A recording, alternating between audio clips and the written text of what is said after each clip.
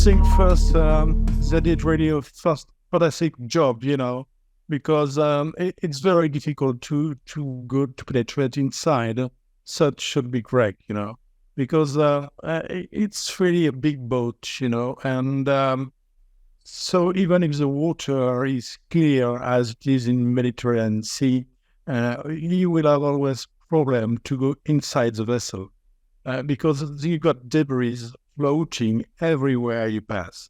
And even in case the bodies were on the upper deck, you can imagine that they are lying between hundreds of debris. And if they were in the lower deck, they had to go downstairs the boat, which would have been more and more difficult as long as you go inside. And one important thing, is to know when you've got only between 10 and 15 minutes to go and do the job, every minute you use to go inside the wreck, you will need 1 more minute to go outside the wreck. So in fact, that will you will have only 5 or 6 minutes to find the bodies. So I think really they made a fantastic job, because I suppose they made quite a few things with some diver outside the wreck, some divers on the deck, and some diver coming inside. That is the usual rule for this kind of work. Plus the fact they had some ROV. ROVs are some cameras and robots just swimming around just to be sure that all divers are safe. The divers are going in an environmental part which is not very secure and safe for them, and far away from the surface. And you can imagine when you are stuck inside such a wreck, it's very difficult. And what I heard is that there were scuba divers, divers with bottles. And so maybe they can breathe a special gas to stay a bit longer, but a bottle is a bottle, so your time is very limited. And the other reason that it's really a fantastic job is the fact that when you go to recover, to salvage a body, to rescue a body, it's really more different, in your mind. Than rescue, than salvage a usual wreck with a piece of wood or a piece of metal or anything, And your brain is not really the same when you are underneath the water first.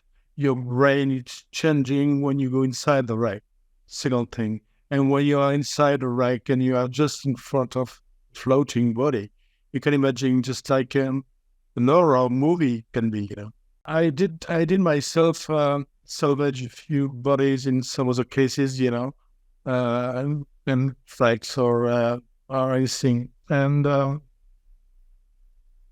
the first time it happened, you don't feel very well after. I remember it was during a long night of Christmas, and I had to recover a body from a wreck, and I've been spending sometime like 4 hours in the shower after, And I've got many friends also been working as diver in French Navy, and they also recover some bodies from wrecks. And it's always the same story, you have to evacuate all your stress after you've been doing this particular job.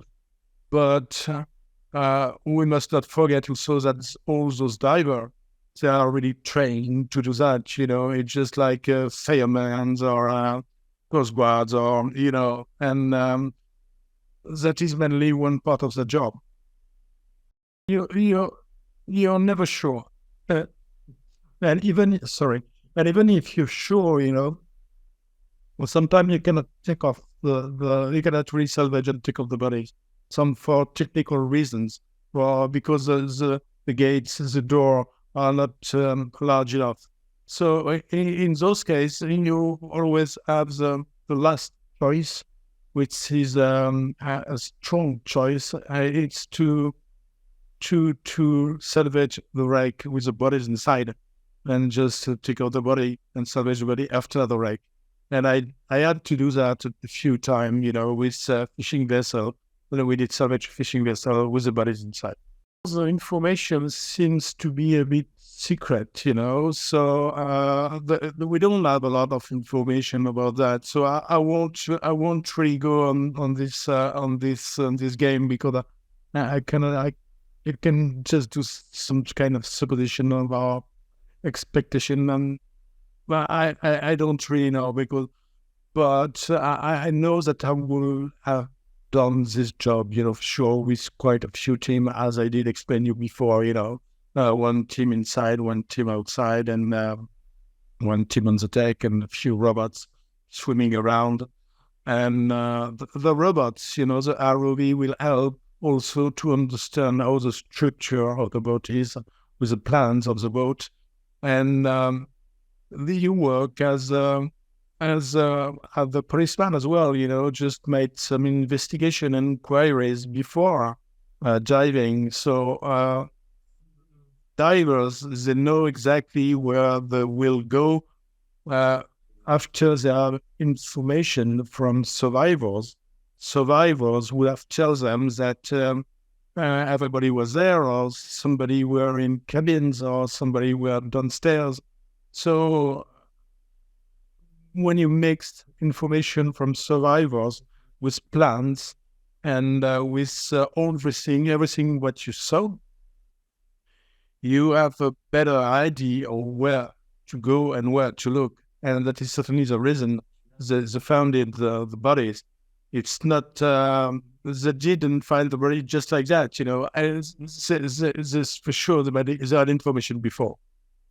I know some divers who've never been diving again, after they found bodies, It just depends of what you got in your brain at the time of your dive. In fact, myself, after quite a few salvage like that, I said, okay, there is some French Navy diver who can do that. I don't want my team to find this kind of thing anymore, So, and depends if you find a body just at the last moment, or if if the body are in the cabin and you go inside the cabin, so you have to prepare yourself before. It really depends of who you are for diving. But in fact, and again, I'm sure they are really professional and specialists in this kind of case. So I think they are okay. And they did, again, a really fantastic job, Every time a vessel sinks, there is never just one reason, except a torpedo, of course. But in all cases, you've got a combination of a few reasons which happen at the same time. I mean, you've got this vessel with a very big mast. You can imagine 70 meters mast. That would mean that if you take the vessel now and you put it on its keel, the mast will go up 30 meters up the surface, which is really, really high, And this vessel has this really big mast who work like a sail in case you've got some wind from the side, so it can push.